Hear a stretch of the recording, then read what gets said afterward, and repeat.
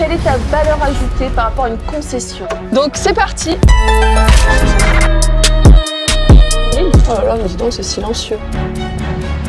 La fiscalité change tous les ans. On cible les modèles, on agit, on met en concurrence nos partenaires financiers et on va aller chercher la meilleure solution. Bienvenue dans l'émission Les Envies de Maryse. On va parler location véhicule aujourd'hui avec Jean-François. Mon véhicule arrive au terme de sa location à fin août. J'ai besoin du meilleur conseiller pour me guider vers le meilleur véhicule. On y va ?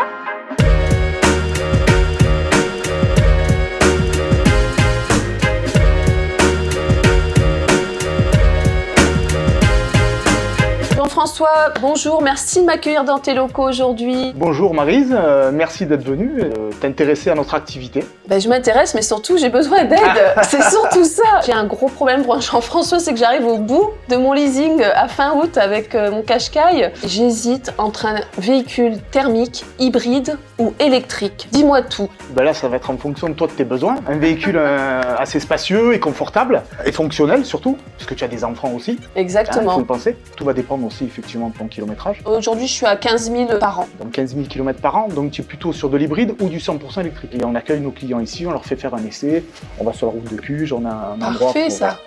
J'aurai le droit à mon essai aussi alors.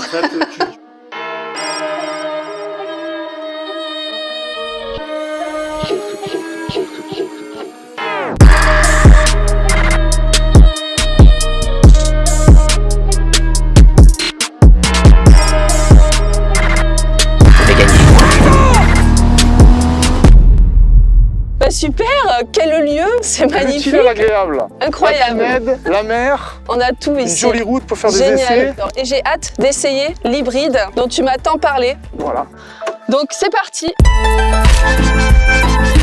C'est la première fois pour moi. Il y a toujours une première fois, on va dire. Mais là, c'est vraiment la première fois que j'essaie un hybride. Oh là là, mais dis donc, c'est silencieux. Donc l'intérêt de l'hybride, c'est d'avoir une conduite assez souple. On va utiliser un maximum l'hybride.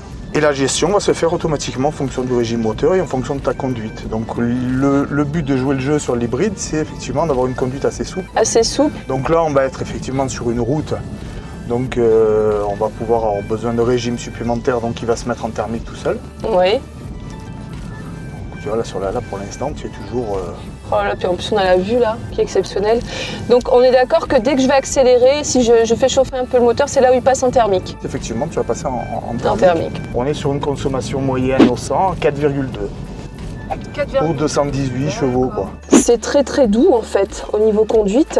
C'est vraiment confort. Tu as toujours une vision sur l'autonomie qui te reste en termes de 100% électrique. Là, on est sur du 37, on a 37 km restants. L'avantage, c'est que quand on est sur l'autoroute, on va pouvoir couper le mode électrique, puisque ça va servir à rien. Là, tu vas rester qu'en thermique pour pouvoir garder ton autonomie en 100% électrique quand tu vas commencer à prendre les petites routes départementales, etc. Ça te permettra, si tu veux, d'avoir un maximum d'autonomie en électrique selon ton parcours. Et bien sûr, tu vas avoir le moteur thermique qui va aussi recharger les batteries. Tout ce qui est freinage, décélération. Oui. Donc toute cette énergie-là va être récupérée au niveau de la batterie pour avoir de l'énergie supplémentaire. Donc tu vas pouvoir aussi monter en autonomie petit à petit en fonction de ta conduite. Et là, les 237 km, c'est le thermique ça? Effectivement, c'est ce qui nous reste en autonomie pour le thermique. En thermique. Que le thermique, ok. Et moi aujourd'hui, sur cette base-là, parce que bien sûr les réservoirs d'essence sont beaucoup plus petits du fait qu'on a les batteries et les moteurs électriques, ça prend de la place. Ça prend de la place.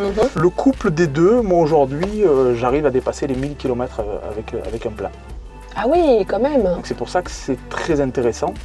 Oui, jouer le jeu de l'hybride, déjà pour la planète et secondo pour la finance. Si on conduit toujours sportivement, on va sortir du mode de l'hybride, c'est normal, on va être plus en thermique. Et quand on est en ville, d'essayer de rouler toujours en 100% électrique. En fait, ce qui est surtout important, c'est de se discipliner et avoir ce réflexe de charger vraiment très très régulièrement. Je parle pour mon cas, pour moi, c'est vraiment cette adaptation-là la plus importante à avoir. Surtout que sur l'hybride rechargeable, c'est facile à charger, on peut charger sur une 16 ampères. Voilà, en général, on charge la nuit, ou même si tu es au bureau, tu as la possibilité de charger. Je veux dire, en 4h30, tu as 50 km d'autonomie chargée. Oui, justement, j'avais demandé, le timing c'est 4h30 oui, alors. en moyenne 4h30, 5h. Pour une batterie qui est complètement à plat. pour une batterie qui est complètement à zéro. À zéro, voilà. Si là, par exemple, je la charge alors qu'elle a encore 37 km, ça peut aller de 30 minutes à 1 heure. Exactement. Ouais, ok. Après, tu as l'hybride, on va dire, comme je t'ai dit la dernière fois, auto-rechargeable. Tu as ce thermique qui va tout le temps aller alimenter le moteur électrique. D'accord. Puis pareil, tout ce qui est décélération, freinage, etc., toute cette récupération d'énergie, on n'a pas besoin d'aller recharger. Mais c'est des véhicules qui émettent un peu plus d'émissions de CO2, puisqu'on est beaucoup plus souvent en thermique. Voilà, après, les gens croient qu'effectivement, il y a une contrainte par rapport à la charge.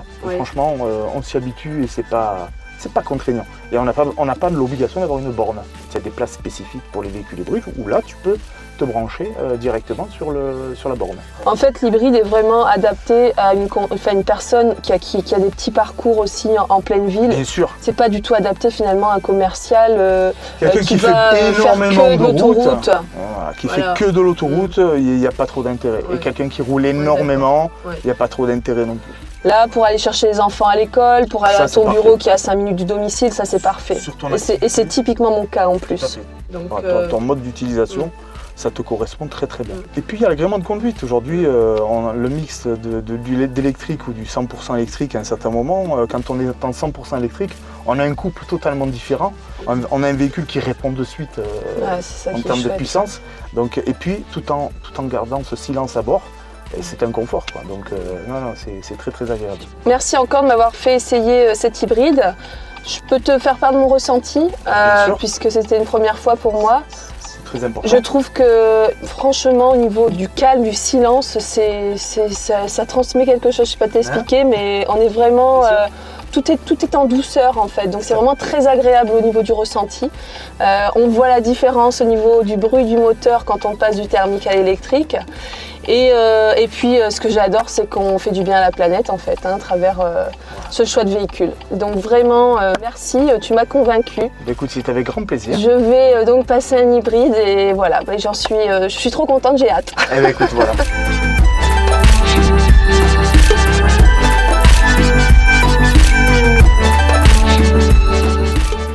Ce qu'on va pouvoir faire ensemble, réellement monter un cahier des charges en fonction aussi de ta fiscalité. La fiscalité, on est d'accord que c'est beaucoup plus avantageux si je prends un hybride ou un électrique. Alors aujourd'hui oui, sachant que la fiscalité change tous les ans. Elle peut être modifiée en cours d'année et donc nous on est obligé d'être à la page de tout ça pour vraiment orienter nos clients dans le bon sens. C'est pas que ça leur coûte effectivement énormément d'argent parce que la fiscalité peut coûter très cher. Le parc a muté depuis à peu près 1 an et demi. Et plus ça va, et plus on va partir sur de l'hybride et sur du 100% électrique. C'est vraiment en pleine expansion. Le 100% électrique aussi se développe. Oh, d'accord. Après le 100% électrique, c'est une philosophie. Tu m'as dit aussi que tu n'avais pas la possibilité de mettre une borne. J'ai pas de borne, ni chez moi, ni au travail. Donc il faut commencer peut-être par l'hybride, et puis peut-être que petit à petit, tu iras sur de l'électrique. L'hybride, en fait, permettrait de faire une transition justement entre le thermique avant d'arriver vers l'électrique. Exactement. Moi, j'étais en thermique, je suis en hybride, et je pense à du 100% électrique. Ah oui, comme donc, quoi. Parce qu'on découvre d'autres choses. Et comment ça se passe par contre? Parce que moi, je suis très très mauvaise élève en matière de recharger les batteries, faire le plein d'essence en temps et en heure. Comment je peux gérer ça? Tu vas charger sur ta prise à la maison domestique en 16 avec une ampères. rallonge, tout simplement. Et puis l'idéal, c'est que tu charges le soir, la nuit, tu la programmes en heure creuse. Ouais. Ça coûtera pas cher. En moyenne, ça vaut 2 €. Les 100 km de charge. 2 € seulement 2 € en moyenne en utilisation 100% électrique. Oui, tu as une autonomie de 50 km, mais donc du fait que tu vas être sur de l'hybride électrique et thermique, ça va te permettre effectivement de lier les deux et d'optimiser tes consommations de carburant et d'émissions de CO2 et tu fais du bien à la planète. Jean-François, concrètement, quelle est ta valeur ajoutée par rapport à une concession? La majorité de nos clients aujourd'hui qui souhaitent externaliser leur parc justement pour ce gain de temps-là. Donc gain de temps. Gain de temps. Nous, interlocuteur unique, puisque on va nous pouvoir travailler sur du multimarque et du multi-loueur. Donc c'est toi qui aujourd'hui gères entièrement la partie administrative. On gère tout de A à Z. On leur fait les configurations sur nos écrans. On monte un cahier des charges ici. Voilà. Ou effectivement, ça peut être aussi chez le client. On cible les modèles, on agit, on met en concurrence nos partenaires financiers et on va aller chercher la meilleure solution en termes de prestations, de qualité de prestation, loyer et fiscalité. D'accord. Voilà. Et ensuite, par la suite, on va apporter le suivi puisqu'on va vous apporter une gestion de parc sur toute la durée du contrat parce qu'on va surveiller vos kilométrages. Le but, c'est d'ajuster le kilométrage pendant la durée du contrat, s'il y en a besoin, pour éviter d'aller payer des excédents kilométriques. Surtout pas payer les excédents kilométriques, c'est une catastrophe, c'est hors de prix. Donc toi, tu es là justement pour nous alerter en disant attention, là vous arrivez au bout de votre kilométrage, hop hop hop, il est temps de changer, enfin t'interviens vraiment à ce moment-là. La location longue durée, super. c'est un super produit, mais il faut que ce soit bien Bien géré. géré. Hein, il y a trop eu de gens qui ont été échaudés là-dessus parce qu'ils n'ont pas eu d'accompagnement. À partir du moment où on a un accompagnement, jusqu'à la fin du contrat, même s'il doit y avoir des frais de remise en état, nous, 2 mois avant, on envoie nos clients chez des partenaires carrossiers pour faire un état des lieux du véhicule en fonction de la charte du loueur pour justement anticiper tout ça, pour éviter d'avoir des surprises financières en fin de contrat. C'est notre plus-value, c'est notre rôle et c'est notre accompagnement. Super. Je suis passionnée des parcours des gens, des chefs d'entreprise comme toi, Jean-François. Qu'est-ce que tu peux me dire sur ta storytelling? Comment tu as atterri ici? En plus, avec ton fils, puisque ton fils, tu m'as dit, fait partie de l'aventure également. C'est génial, une entreprise familiale. Tout à fait. Comment t'es venue l'idée de créer Performance Cars Lease? 30 ans d'expérience de métier, hein, donc j'ai commencé très tôt. 30 ans. Et depuis 2002 dans le B2B, donc qui m'a passionné.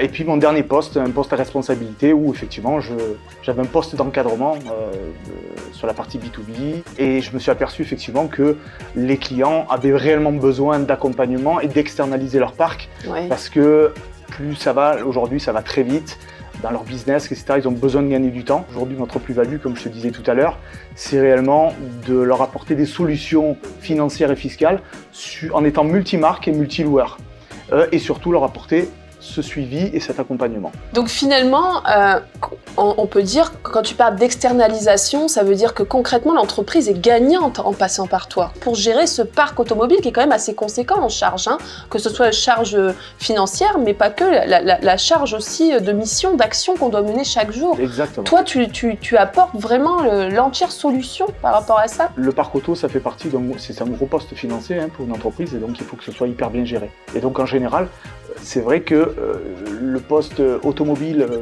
la recherche de devis, etc., c'est souvent l'assistante de direction ou la secrétaire, etc. Donc elle fait ça en plus de son activité. Tout à fait. Et qui n'est pas formée forcément. Elle n'est pas spécialement formée. Ouais. Ça permet au chef d'entreprise de la libérer de ce poste-là, de lui donner peut-être aussi plus d'activité sur son poste et en phase surtout avec leur activité. Tout à fait.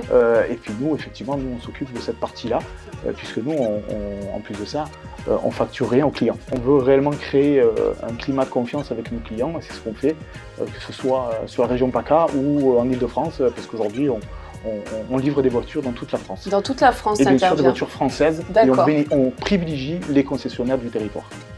Oui, tu m'as parlé de proximité, ça c'est très important que tu le précises, tu privilégies quand même les concessionnaires de proximité. C'est l'endroit où on va livrer le véhicule, effectivement. C'est très bien, ça fait partie de mes valeurs, voilà. Faire travailler la proximité. Tout à fait. Alors vous pouvez nous trouver à Gémenos, donc nous sommes au 250 avenue du Château de Jouques.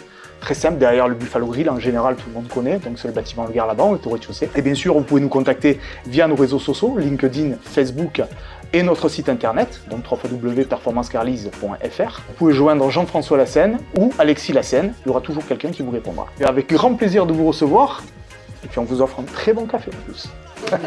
Merci Jean-François. Merci à toi Marie. À bientôt. À très bientôt.